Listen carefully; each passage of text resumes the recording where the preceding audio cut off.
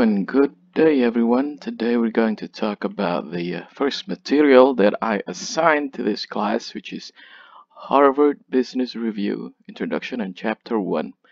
And I'm going to go over some of the important details that we want to remember, and also to explain some of them in case some of us do not understand parts of that material. Now, I want to review first the learning process that we are going to do for this class. So the first thing is that the teacher gives the material. It means me. I'm going to give you material before a meeting starts, a class meeting that is. So what you do after you get that material is that you read and understand that material before class starts happening.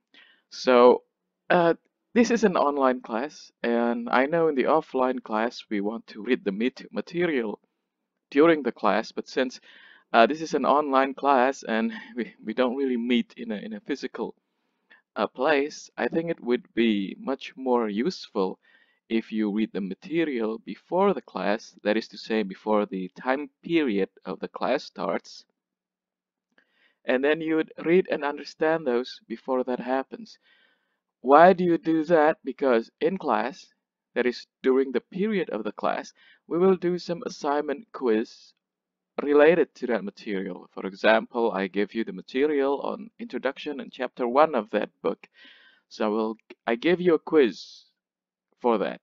Like, the quiz and the assignment should not be very hard. This is what I call the weekly assignment or quiz that I wrote in the course profile. So basically, each meeting there will be a certain assignment or a certain quiz.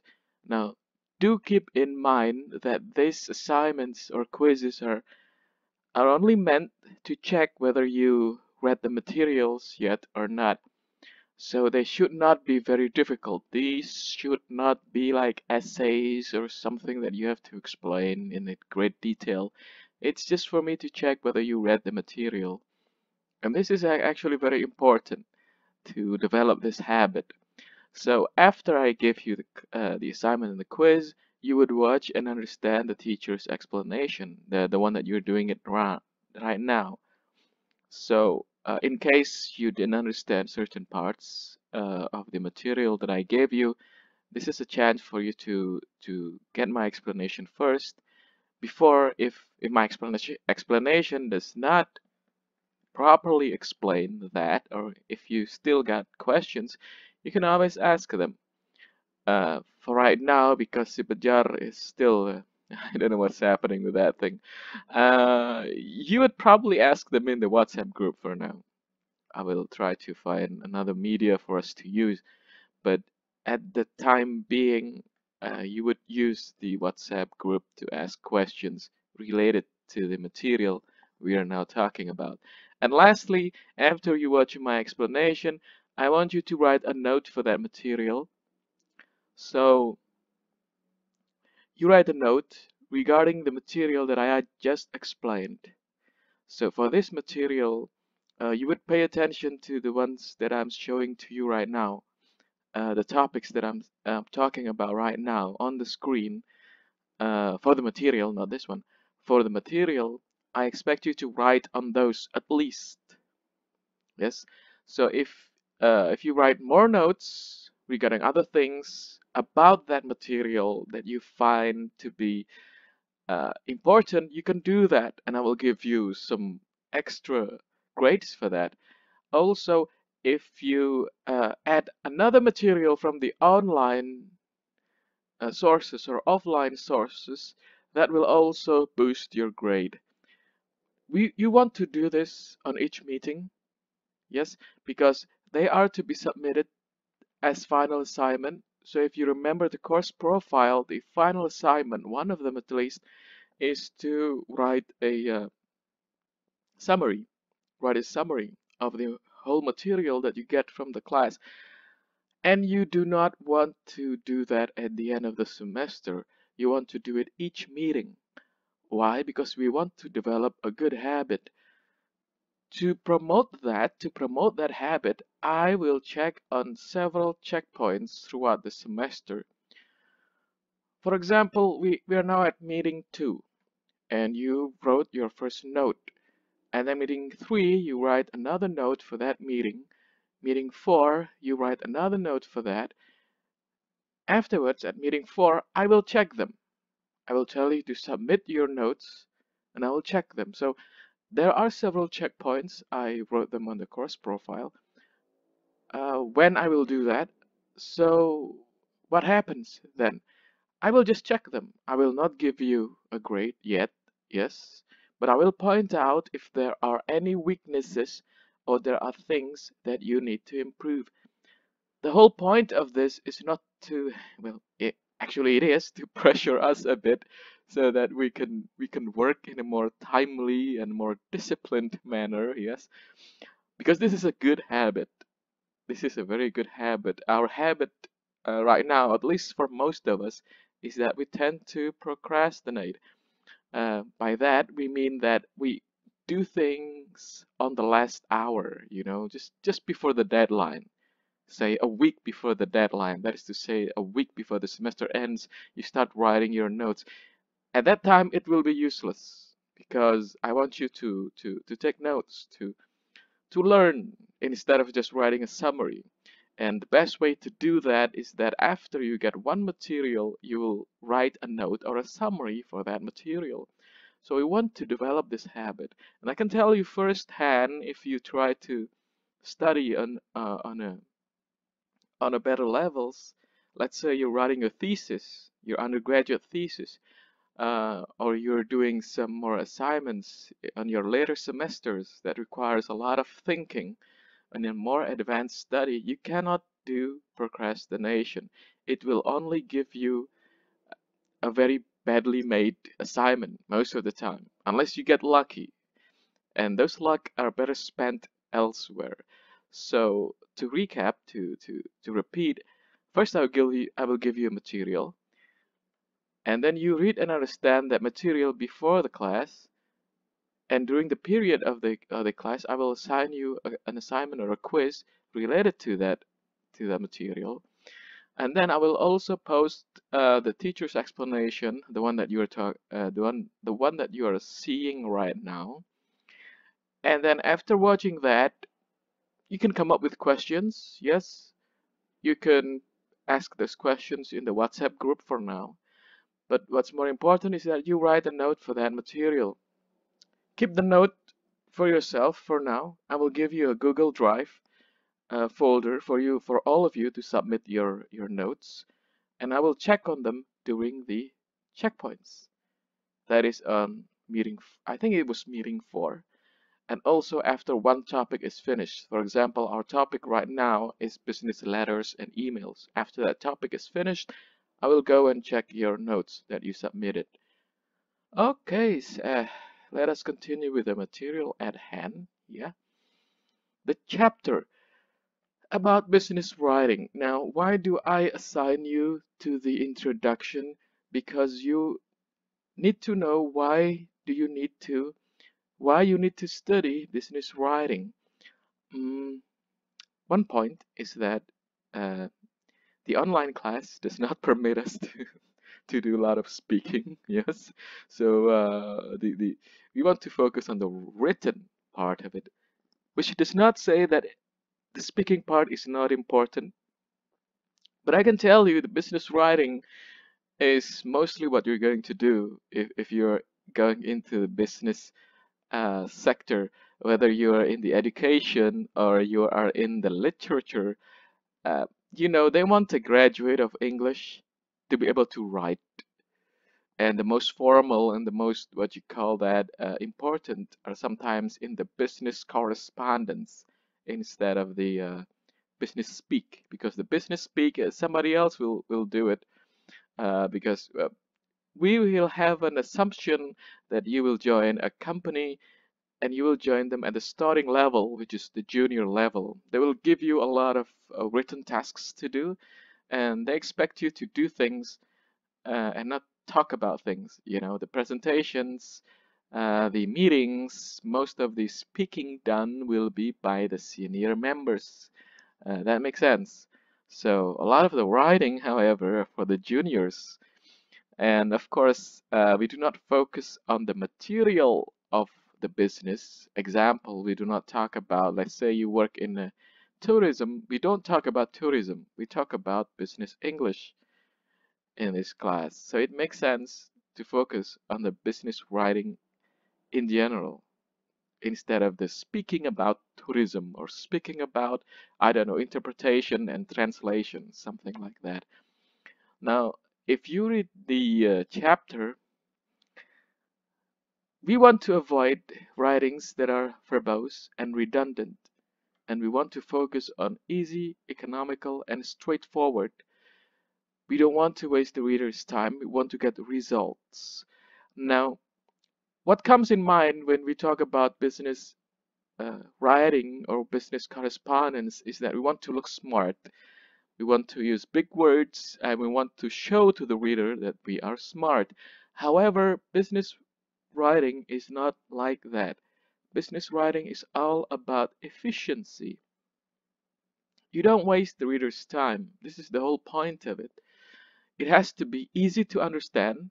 We don't want to make ambiguous statement that does not give us a good result, a good quick result. We want to be economical with our words. We want to be short, easy to understand, and straightforward because we want to achieve results. So business writing is very much result orientated. Result orientated. Yeah, I think that's the right word. So you have to think like a professional writer. Now, being in a language study class, we tend to think that professional writers are those great authors of fiction. Now, actually, I cannot think of a professional writer more professional than a business writer or a non-fiction writer. Of course, we are in the sub area of business writing, which is a part of non-fiction writing. And I can tell you that, if, for example, in the United States, if you want to do nonfiction writing, you or business writing, you will have to have qualification. It's usually postgraduate, that is after you get your undergraduate degree. I know in the United States you have to apply for it. It's almost the same like masters. It takes around a year, and you get certification for it. So that is how important it is.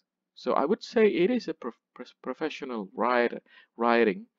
By that, it means that it has its own set of rules, it has its own set of goals, and it is quite different from academic writing and fiction writing, which we will get to uh, later.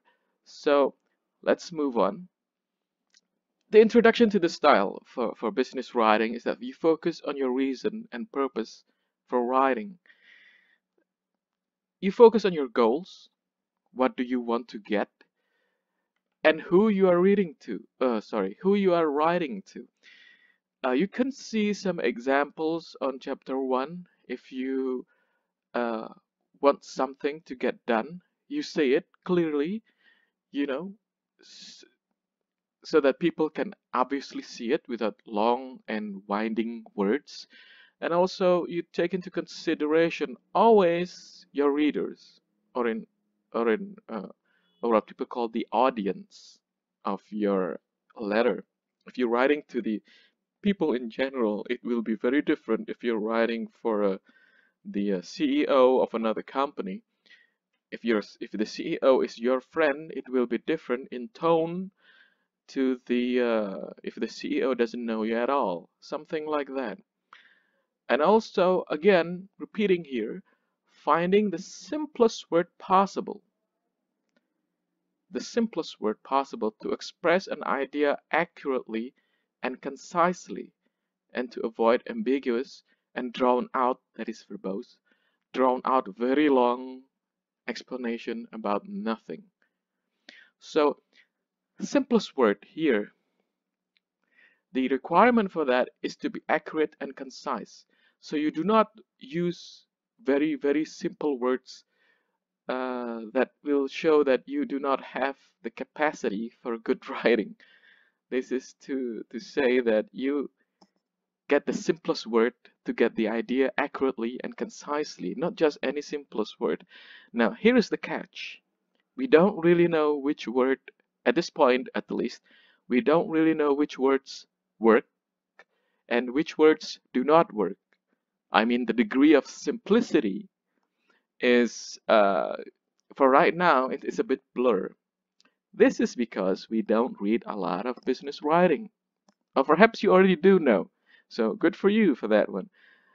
We need to read a lot to understand what kind of writing or what kind of speaking is business writing or business speaking. One thing though, it's very general. We're still talking about very general rules here. So keep it easy, keep it simple, keep it accurate, keep it concise, and you have to develop the feel, you know, the ear after you read a lot of business writing, business magazines and stuff, to go for the natural idioms and to avoid jargons, that is technical terms or business speak. You know, what people do to make themselves look, you know, more important than they really are. I would say avoid them. Avoid this kind of speak. Because you know it's almost the same with academic writing. It is very different with the fiction writing, but in academic writing, you want to use a very simple words, a very accurate words to say a very complex idea. The best kind of writers, the best kind of teachers are those who can communicate complex ideas using simple words, because that is a great sign that the person who is talking really knows what he's talking about. And if a person doesn't really know what he's talking about, he will use complex words that he copied from somewhere else. You know, he would just, what do you call it? Repeat other people's words because he doesn't know. But if a person already know the essence of something, he would just say it, the essence, you know, the simplest way possible. Right. Now, the reason for that, you know, you want to get the right words at the right places with practice, an ear for tone, whether you want to use the friendly, the urgent, the firm tone. You can see those in the examples for chapter 1. We want to develop these two. We want to know which words, we want to know what kind of tone we want, and this will require us to read a lot. Now, there is an example given there on the introduction on what is exactly those wrong or those mistakes that people make in business writing. We will see here that the first example, I quoted this from the book, so we will just go step by step to identify why this is good and why this is bad. Let us read the bad example first. In the business climate as it exists at this point in time.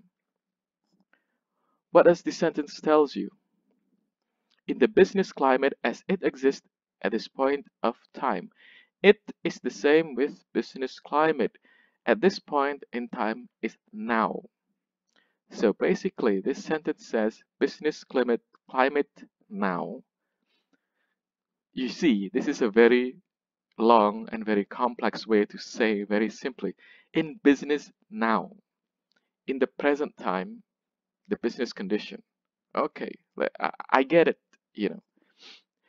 But again, this sentence is not very clear. What kind of business climate? Yes, although it says in the business climate, what kind of business climate? And can climate be a business? Yeah, that is an example of an unclear, ambiguous, and a drawn out or a verbose sentence. One might be justified. Who? Us? Of course. Yeah. Remove the one. I mean, doesn't it just complicates things. One might be justified, anyone is justified, anyone can, in having the expectation.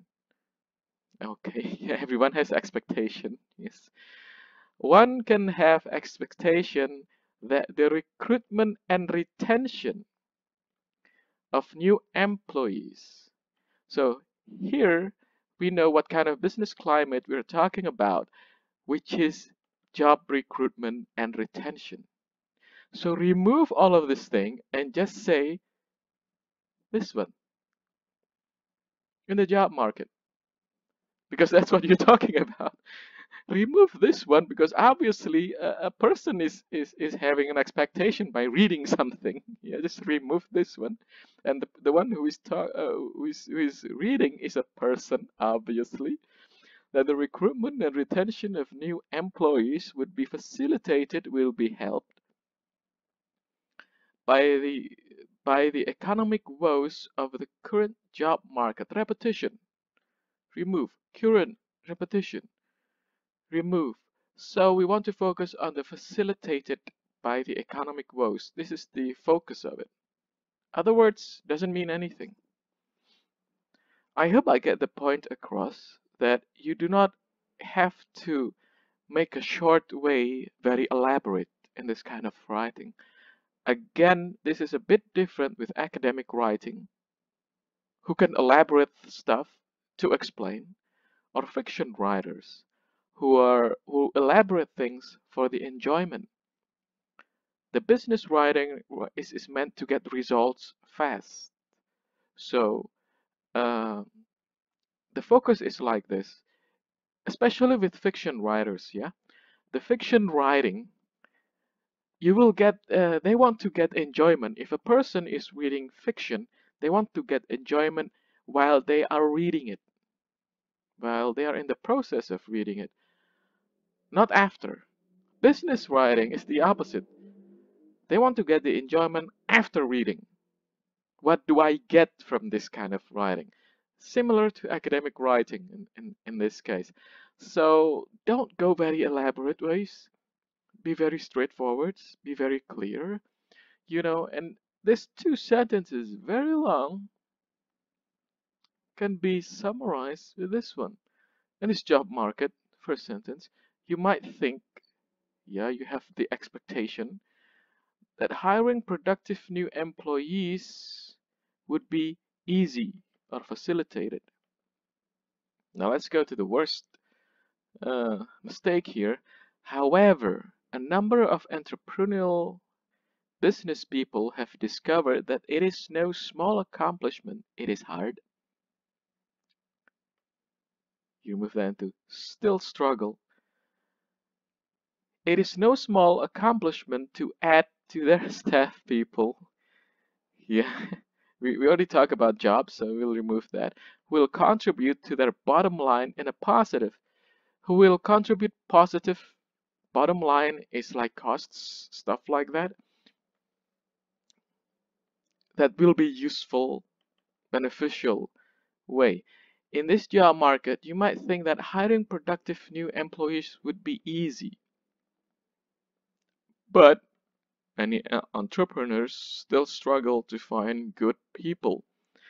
So in this job market, you see a pattern here. Although this person uses a very long and very drawn out form, at least he is using a good paragraph, They use what you call the topic sentence should be at the beginning or in the end in the form of a conclusion. In this case, the person is writing as a conclusion. In this job market, you might think that hiring productive new employees would be easy, but it is not. Many entrepreneurs still struggle to find good people. But many entrepreneurs still struggle to find good people. Just copy and paste the conclusion. So you get to everywhere around here, yeah? You get to so many topics about the current woes, the economic woes, and the business climate as it exists today, and you repeat job market everywhere. This perhaps will be good in a writing that is not business. Yeah, or writing to confuse your friends, or writing to show off to somebody that you have such deep knowledge about English, which does not have a place in business English. I would say read a lot, read a lot, and you will get the sense of what is right and wrong. And if you have two choices, by being long or by being brief, go with brief because that will make people understand, at least understand better. If you make mistakes, go back and repeat, but at least you don't waste people's time, reading so long words just to get to the conclusion. Right. So here, I would just say, develop a habit, read a lot of business-related stuff to pick up a good style. Do not procrastinate. Mind the writing mechanics, punctuation, phrasing, paragraphing, and pacing. Do not procrastinate here means it's something that I want to develop with the summary writing assignment. But what meant here is something that is said in the introduction and in the chapter one, that you want to take time writing business correspondence or anything in business because you want to get things very short but accurate, which is difficult. You can be short and inaccurate. That is easy. Or you can be very long, but accurate, as long as your reader has the patience to go over that obstacle course you set for them. However, to be short and accurate requires what we call a finesse. Yeah, meaning a very good skill or a very good a know-how, a very good understanding of what you're doing. There is no shortcut. You cannot be born a good writer, the person says. Mr. I forgot his name. So Garner said, there are no shortcuts. And it is true. There is no shortcuts to being smart. You have to learn and you have to do things a lot. Also, mind the writing mechanics. We will do a lot of revision in this class. Include punctuation, phrasing, paragraphing, pacing, and grammar. Oh my goodness. And grammar, of course. Hmm. This is related to the procrastinate. Find a good condition to write. Some people like to do things very fast. Some people like to take their time. Some people like to write in the middle of the night. Some people do well writing in the morning. The point is that you have to prepare for it and you have to do it in an acceptable way for you. Yes. Okay, I think we already covered this one. And there are some questions you might have about the business style. How about the academic style? The academic style, the difference between business style and academic style is that the academic style focus on explaining things as best as they can. And they can be very blunt. That is to say, very, very straightforward. They don't really care about tone because the tone is obvious, it's formal, it's academic. Now, those are the differences. Yes, they can explain a lot and they are allowed to use jargons and technical terms because they are talking about technical things. You see, business writing tries to avoid this. They want to be simple, easy, straightforward. As little explanation as possible. Academic writing, too, doesn't really care about tone. There is only one tone, the academic tone. Very straightforward, very blunt, you can say. The similarity between academic and business writing is that they are straightforward. They have one goal and they'll go ahead for it. This is the opposite of fiction writing, writing for enjoyment, in that you can go everywhere because, it's like, consider like this. It's like taking a tour uh, in a uh, in a very nice place, like in a beach or in a very historic place, taking a tour versus getting from point A to point B, like you're going to campus. Now, if you're taking a tour, you go to the most winding roads and you try to take a look at to absorb everything that you see. However, if you just want to get from point A to point B, like business English, business business writing and speaking, you don't want to go stop everywhere and absorbing everything. You need to go to the place as soon as you can. So that's an analogy for it. How about informal?